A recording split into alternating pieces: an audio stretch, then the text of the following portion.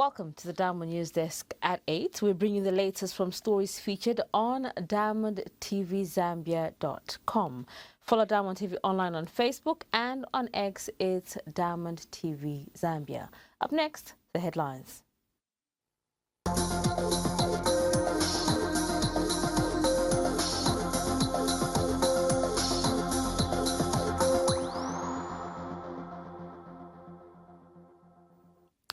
Ndola's Kapalala market fire leaves one dead, destroys properties.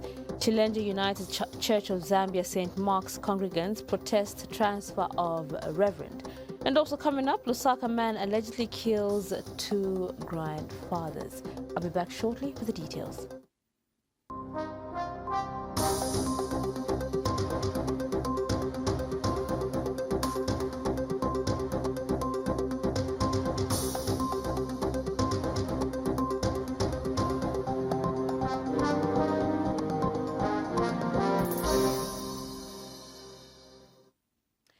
My name is Torozile Malao, and now the news in detail. One person has died and property worth thousands of kwacha has been destroyed after a fire gutted Kapalala market in Main Masala, Ndola, late Saturday, September 6, 2025.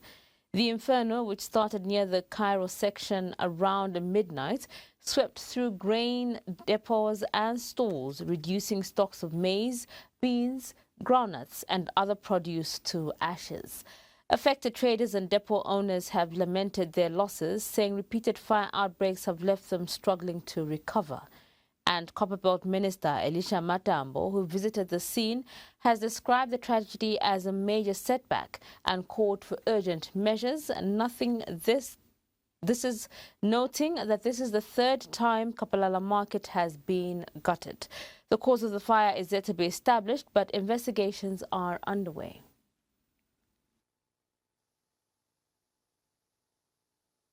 This is what is left of Kapalala market, where grain traders sell from, as a fire in the early hours of today gutted the market.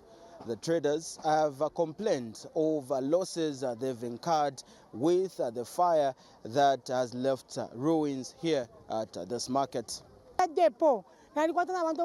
Umwana wanzi akweta masaka 32 yonse na apya. Mpongosho wanzi alikwete amasaka ali 15 na apya. Ina alikwete ifishimu ifile tapampia 96,000 binzi na alikwete ile leta paki 20 yonse na apya. Ya tuarufie fintu fingi sana. Tualikwata amasaka ya mbalala ali 18. Fyonse fyapira fyomwenda pana nguchimo cho tuipuile. Then ubwika shibweso wawela sana kunuma ero na tukwata nebo tulesunga na bena. With just smoke and patches of fire, the traders are scavenging what is left and what they can serve. Twero bako obteko ko bati batwafueko. Mumu ino mutisungira abana banshiwa kwatire wine. Ine bone usunga abana banshiwa bawushibo balifwa. Maskulu nabashira ku maskulu ya kuntansho ku college ko badi wena ubusanso watu wese shapanu masana nshishwe nefina rasunga abana pamusango wakwe bati nshkwete napa kwambira nga inere usisyanga na bamunina nefe bambi abapitirwe muri ubwino bwafye tabakwete ponefyo barashita. The fire brigade from Ndola City Council and other institutions are on ground to quench the fire. And a Copperbelt minister with other government dignitaries had visited the site just to appreciate the damage. President kwa DMMU akwatumonye busheni pesa ingengira government wangu okwafirisha kwa abantu be chimbichi bipishe urufyo mwewo wa muntu atumfati na turufyo muntu pano wachipya muliro wiwe icho chena nachibipa nga MP wenu efyo ninga chitanififine nga kwa masanso ya msangwefi na butukira kubanchirire pantu batira ati kwapa tachira kubeya mkwai. Feel for the marketeers. My heart is bleeding. I'm heartbroken that my colleagues have lost their capital. As you all know, marketeers have got limited capital, so whenever such a calamity happens, usually most families get affected. And as you all know that Ndola in particular relies so much on this main Masaka market. The traders have called on government for intervention, as this is the third time that the same area has been gutted. Love Mosondash for Diamond News in Ndola. Now, congregants at Chilenje United Church of Zambia, UCZ St. Mark's, locked the church doors today, Sunday, September 7th, 2025, in protest against the transfer of their presiding Reverend Manyando to Northern Province. They argue the decision by the UCZ Synod is unfair and contrary to the church's constitution. However, UCZ Administrative Secretary Professor Alitevi Mwale has told Diamond News that pastoral reshuffles are routine, noting that 3 other reverends have also been moved. Some members have expressed frustration, saying they had just refurbished the reverend's house, which he will now not benefit from due to the transfer.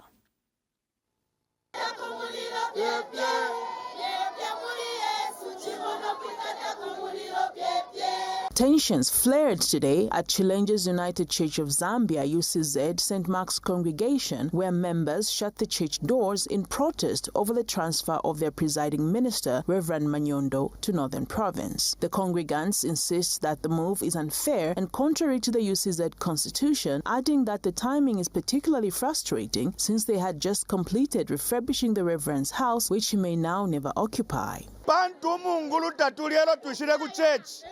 Twalaifula church tupepe. Ai, twalaifula church tupepe cho tuishire. Na twisa nefya sana vambe vafire bapalwe lelo vambe so mungulu tawatu chinjishe tulepepa. So tuleingira mu church. Alo, uwachiposa makipa mtenge vula lada twisule. And responding to the backlash, Synod Administrative Secretary Professor Alitevi Mwale downplayed the concerns, stressing that transfers of ministers are a routine exercise across the church and not targeted at St. Mark's in particular. Transfer, as I've said, there is no one who can rescind it, because the Synod office, where we operate from, is only implementing the resolution of the Synod Executive Meeting, which I've already said it's a supreme policy-making body. Otherwise, the transfer stands, because he is not the only one who is on transfer. There are 4. So why should it only take St. Mark's to protest when 3 others have agreed to that transfers, to those transfers in short? Otherwise, the members should remain calm, as there's nothing that can make them worry, because the one that has been transferred is a minister, and he has all the letters, he has all the correspondence, he knows what actually happened. Otherwise, that matter cannot be resolved in public, cannot be resolved in the media, because it involves a minister, and we cannot be washing doctrine about the minister. And some members who spoke during the protest described the transfer as disruptive to the spiritual growth of the congregation. Brought an appeal to stop the transfer of our minister to the presbytery office. And we gave them an ultimatum of 3 days. Up to today, tatupokerere anse iliyonse. So if okukabira kwesukwa kwebati bashima pepo besu, it shouldn't be taken unceremonious from this place.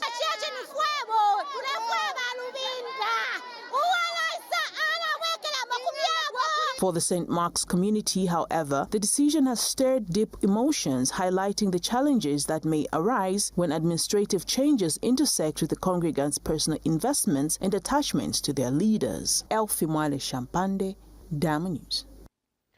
A Livingston-based social worker battling spinal and speech complications has rejected government support, accusing officials of negligence. 60-year-old Joseph Moyo, who has lived with the condition since 2011, says repeated appeals for help were ignored, forcing him to sell his property for treatment. He has told journalists that although State House recently reached out, the assistance has come too late. Mr. Moyo says while President Hakainde Hichilema has good intentions, some subordinates are failing him by ignoring citizens' concerns. I needed to go outside the country 60-year-old Joseph Moyo of Livingston District, Southern Zambia, has lived with a rare medical condition, persistent hiccups, since 2011. For more than a decade, his survival has depended on God's grace and the generosity of all wishers who have supported him along the way. This September, Mr. Moyo is scheduled for specialized treatment in the United States, but financial challenges have stood in the way. I've spent everything, every saving that I had. I've sold everything I had, just to try and stay alive. He says government assistance has only come now, though he feels it may be too late.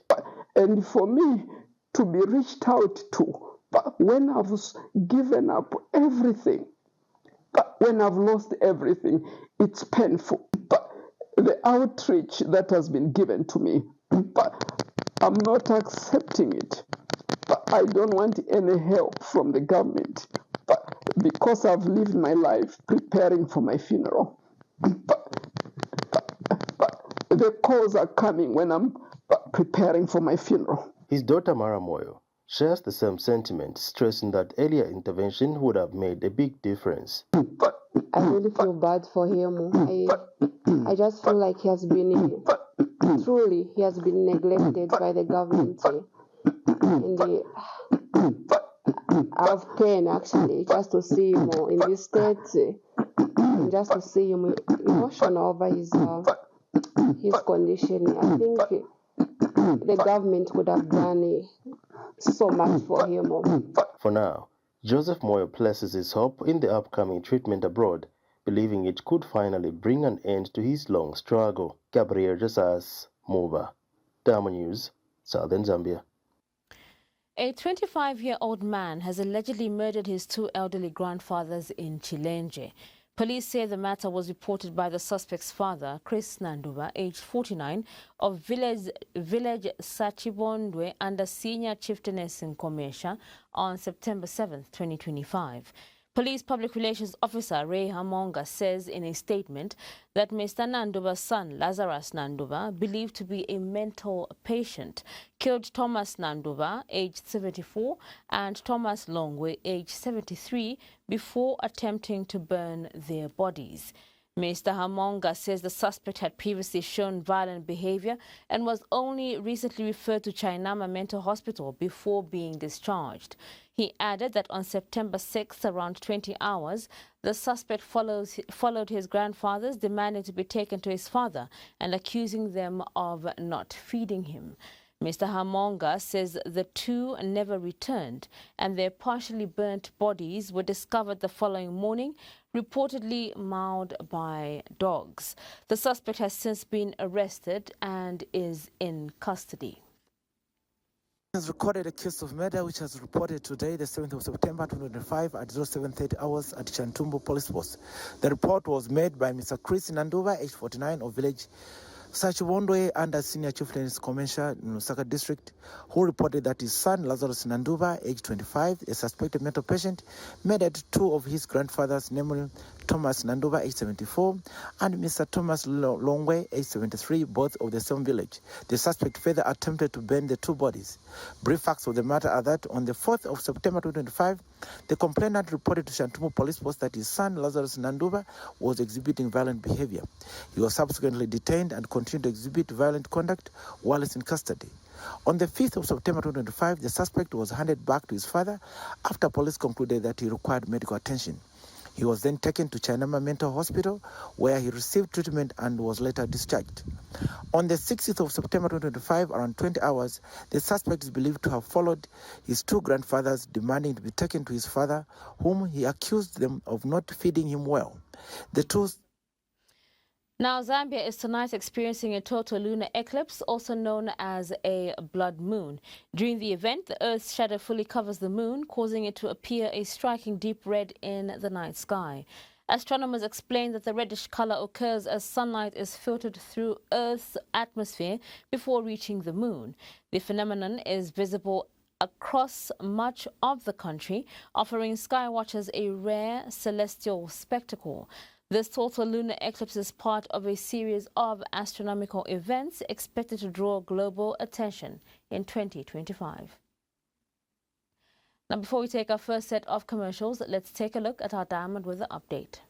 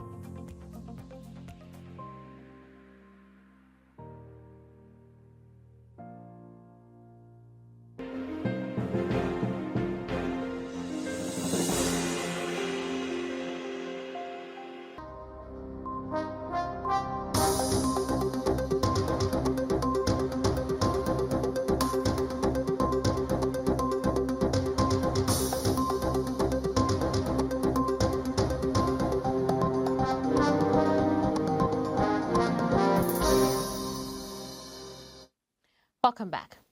Now, Lusaka lawyer Celestine Mukandila has called for the impeachment of President Hakainde Hichilema, citing alleged breaches of 9 constitutional provisions relating to Bill No. 7. Speaking on Diamond TV's Costa program, Mr. Mukandila also criticized Speaker of the National Assembly, Nelly Muti, accusing her of undermining democracy. He argued that her actions are impeachable under Article 83 of the Constitution. However, UPND Media Director Maxim Muwe has dismissed the claims, saying impeachment does not arise. He has explained that only the Constitutional Court can interpret the law and determine alleged violations. By virtue of the fact that there was a proclamation of the Constitutional Court that the actions of the respondent went against the spirit of 9 provisions. It simply means that there was a breach of the Constitution by the President. And that is actually impeachable. So this President should wait for his time to actually be impeached. It's only that currently, I will actually tell you that this Speaker is a traitor to the national democracy of this country. This Speaker has decided to show the Zambian people that she's a traitor to the Constitution of the Republic of Zambia. This Speaker has shown the Zambian people that she's actually not supposed to be even called honorable, because she has made a statement which is dishonorable where we are. Even the statement she made is actually impeachable. We must look at provisions of Article 83 of the Constitution of the Republic of Zambia, which in fact, if we have to look at the provisions of Article 83, I think these are provisions that deal with the impeachment of the Speaker of the National Assembly. She has gone against the provision of the Constitution. The Constitutional Court has already guided. That bill goes against the spirit of the Constitution. Why should you entertain it? So if this Speaker is not in fact even the first one to initiate the impeachment process of this president. So she misapplied the interpretation of... She's not even supposed to interpret the Constitution. She doesn't have jurisdiction. That jurisdiction is a preserve of the Constitutional Court. The Speaker is just supposed to apply what she's guided by the Constitutional Court. It's one thing to ask the court to make a pronouncement as to whether the president has violated the Constitution. It is another to ask the court to make a pronouncement as to whether the process has made certain provisions. The two are different.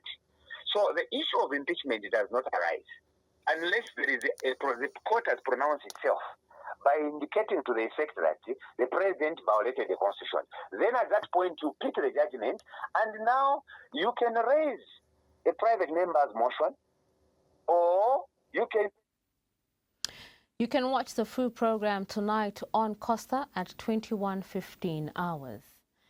Now, the Bombay drainage system in Lusaka, built at a cost of $35.5 million under the Millennium Challenge Compact, has turned into a dumping site, worrying North Mid residents.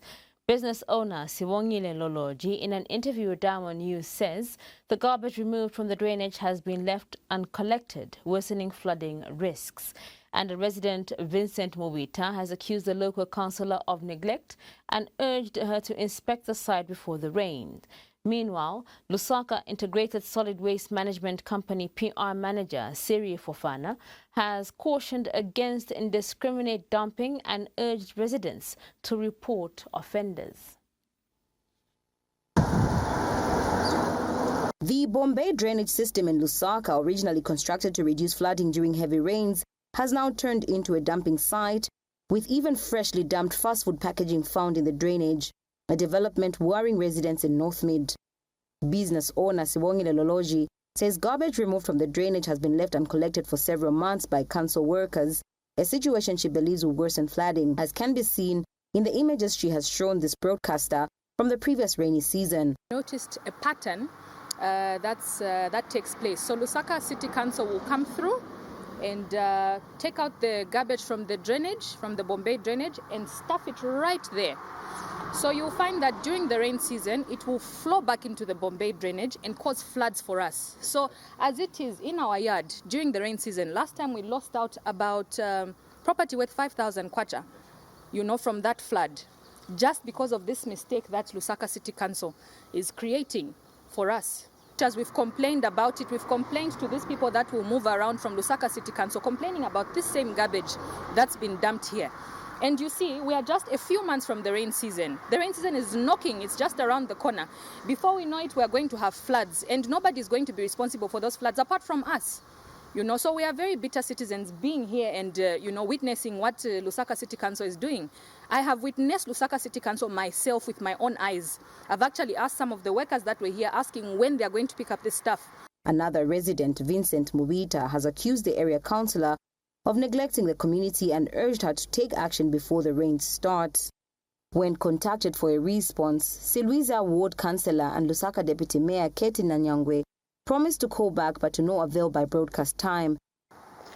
Let that woman come and see what is happening in the community.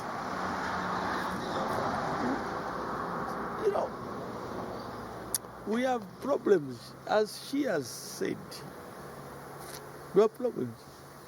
Let the councillor come. Meanwhile, Lusaka Integrated Solid Waste Management Company Public Relations Manager Siri Fofana has warned against indiscriminate waste disposal, urging residents to report anyone found dumping in undesignated places.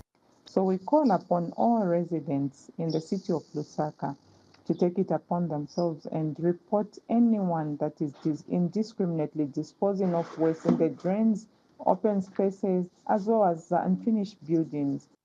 Rachel Mumba for Diamond News. Now, government has expressed sadness over continued deaths linked to human-wildlife conflict. Tourism Minister Rodney Sikumba says patrols and rapid response units are being intensified in partnership with communities and international stakeholders. He conveyed condolences to New Zealand following the death of a tourist killed by an elephant in Zambia. And New Zealand High Commissioner Philip Hewitt has commended Zambia's conservation efforts and pledged continued support for tourism and wildlife management. Human-wildlife conflict remains a growing concern in Livingstone and beyond. Just days ago, a teenager lost his life after being attacked by an elephant, adding to the rising tension between people and elephants. In a related incident not long ago, a New Zealand national also died in similar circumstances, further highlighting the gravity of the challenge. Zambia's Tourism Minister Rodney Sikumba has reaffirmed government's commitment to promoting tourism while safeguarding human lives. He made the remarks when New Zealand's High Commissioner to Zambia and South Africa Philip Hewitt paid a courtesy call on him. So at the center of everything we do, we ensure that community beneficiation is something that is reflected in the communities themselves. I can't be raking millions of dollars and then leaving people in abject poverty. I mean, my mind would not probably be at peace. So we are heavily engaged. We have rather heavily engaged the communities to participate in whatever shape or form within the aspects of consumptive tourism as well as the photographic tourism itself. Commissioner Hewitt has commended the Zambian government and expresses optimism about strengthening bilateral cooperation in tourism and conservation. And so we have been able to build on that. So I think we would be of course willing to share that experience of what does that look like when you have the opportunity. And I think those are one of the things that come along, and that has changed the nature of how we promote New Zealand. Gabriel Jasas Mova, Diamond News, Southern Zambia. We take another set of commercials. Stay tuned.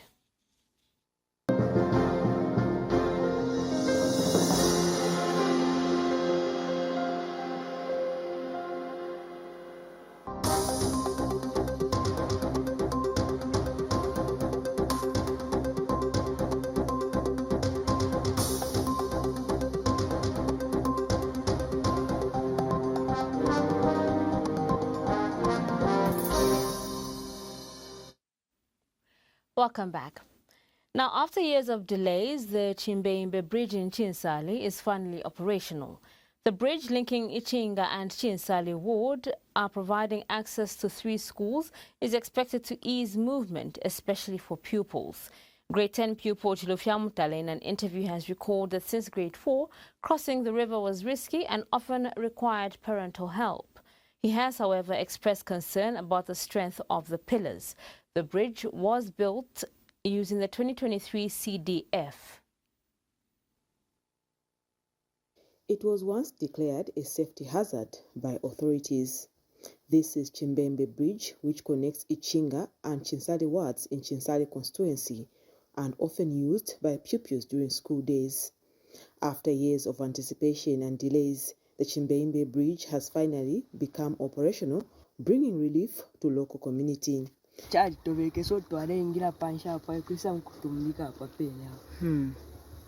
This bridge was once a death trap. It was challenging to navigate through this stream to get across. Because of the poor state that it was in, most of us were being told not to use it by our parents. As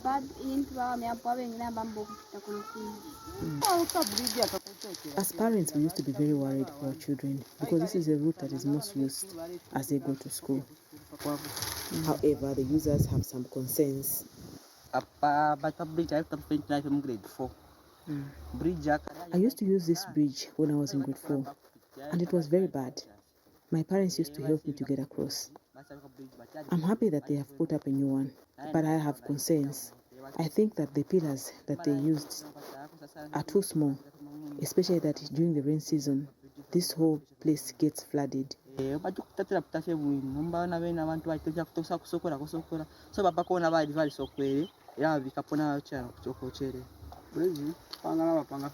a user of this footbridge, I am happy for the completed construction works, but I hope that they can come back and redo the sizes of the pillars.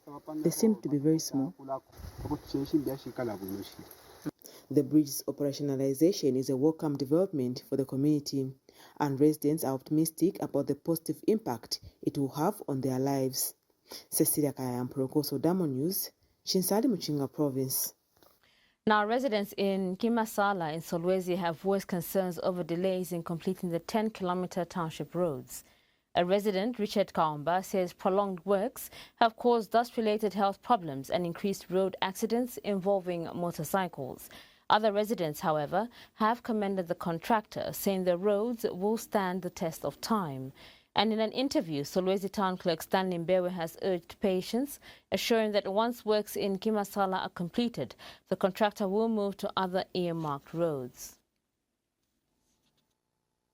It is a part of the 10-kilometer Solwezi Township roads to be constructed by the local government in different districts of the country.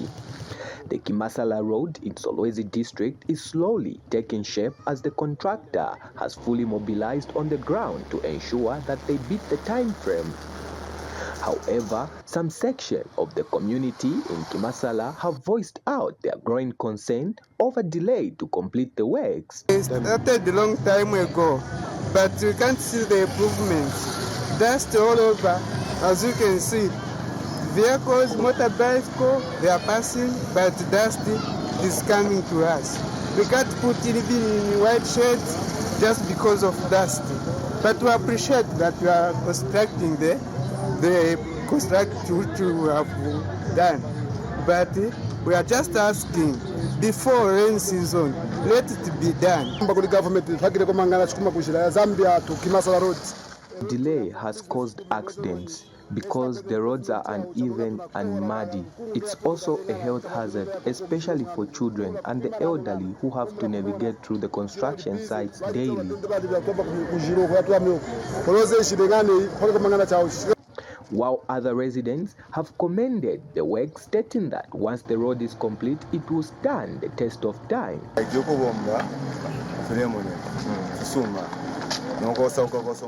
The contractor is doing a good job. The roads look durable and the work seems to be of high standard. I believe it will stand the test of time.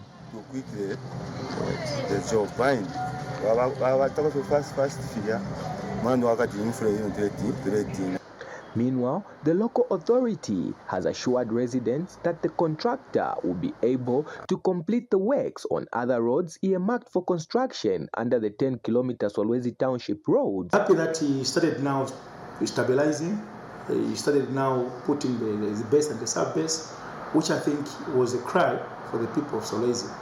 Now we are able to see hope that indeed the contractor is beating the timelines. So for the other roads, I think right now our concentration is on Zambia Kimasala, then we are going to come to the College Road, then we are going to finish with the Messenger Road. So when people see that there is less activity on the other road, it's not like the contractor is not working. We are now concentrating more on Zambia Kimasala Road, that we finish one road, then we get to the other road. Mlenga Bwalia, Diamond News, Solwezi, Northwestern Province. Residents of George Compound in Lima Ward have welcomed the installation of solar-powered streetlights along Children's International Road under the 2024 CDF. The commissioning was done by Lusaka District Administration Officer O'Neill Chia on behalf of District Commissioner Rosa Zulu, who urged residents to safeguard the project. Community members said the lights are a game changer, improving safety and boosting economic activity at night.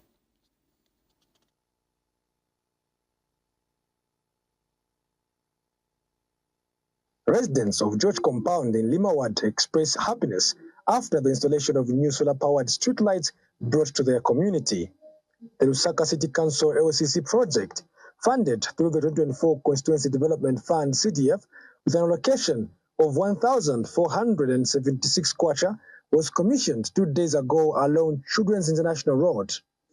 District Administration Officer O'Neill Chia, who represented Lusaka District Commissioner Rosa Zulu at the ceremony, urged residents to take ownership of the infrastructure. Means that street lighting is your decision, and you understand it better, and that's why you prioritize it.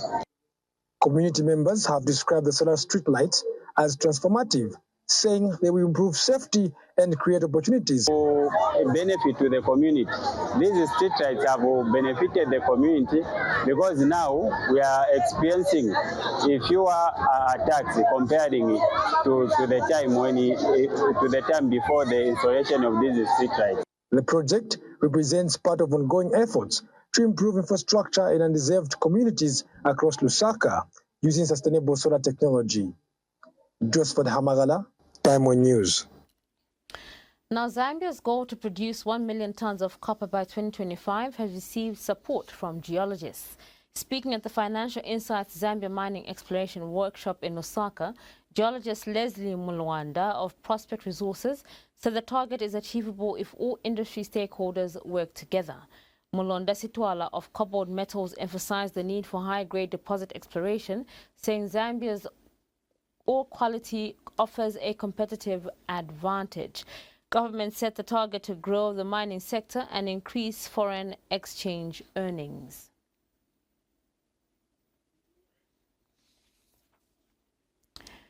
We take our last set of commercials. When we come back, we have sports news. Stay tuned. Oh, yes, it is.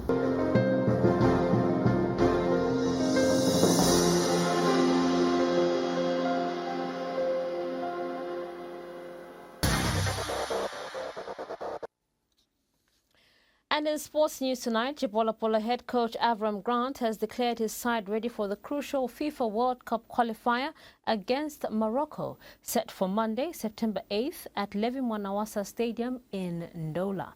While Morocco has already sealed qualification, Zambia faces a must-win situation to keep its hopes of reaching football's biggest stage alive.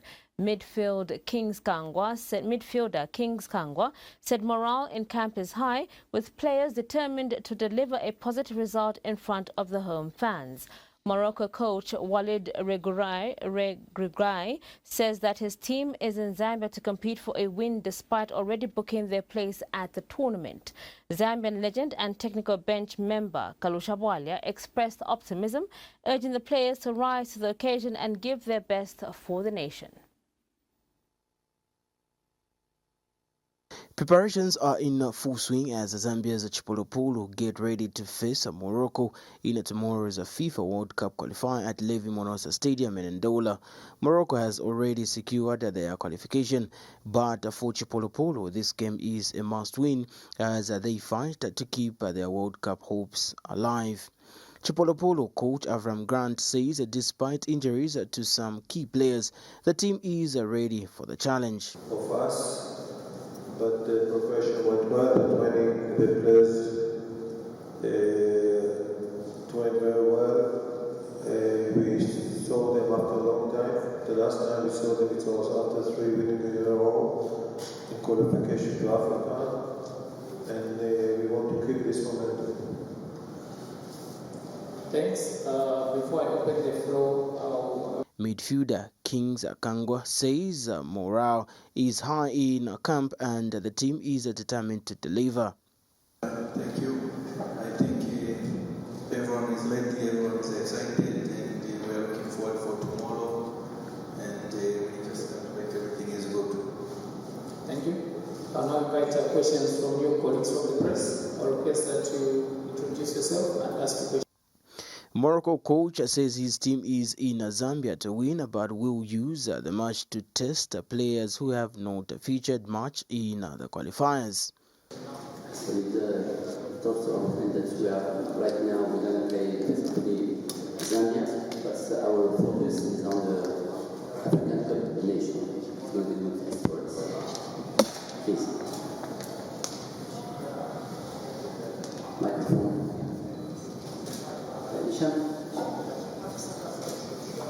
And the Zambian soccer icon Kalusha Bwalia, who is a part of the Chipolopolo technical bench, says that the players owe it to the fans to give their best. We defend with all our mighty, and who owns it and who is the owner of that team.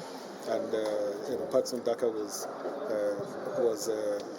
diligent enough to say that it's them, the players, that are the owners of this ship, of this team called Zambia. So I'm really happy about it because I think the players are conscious. Thousands of fans are expected to fill Levi Mwanawasa Stadium tomorrow as Chipolopolo look to revive the World Cup qualification campaign. Love Mozondash, Full Diamond Sports, in Ndola. Now, a month after the official suspension of activities at Mongo Sports Stadium to pave the way for renovations, no work has started, leaving Mongo residents with more questions than answers. The project was announced by the Department of Sports in July, with work scheduled to run from 1st of August 2025 to the 31st of January 2026, but a month down the line, nothing new has been seen. Meanwhile, the Provincial Youth and Sport Director says work has started in the background. Details in this report. The Mongo Sports Stadium in Western Province now lies silent. No cheers, no whistles, just an empty field waiting for a promise yet to be fulfilled. On August 1st, all sporting and social activities were suspended to allow renovations, but today, the 1st of September, not a single sign of progress can be seen. Athletes, football clubs and event organizers who depended on the stadium have been left stranded, with many forced to look elsewhere.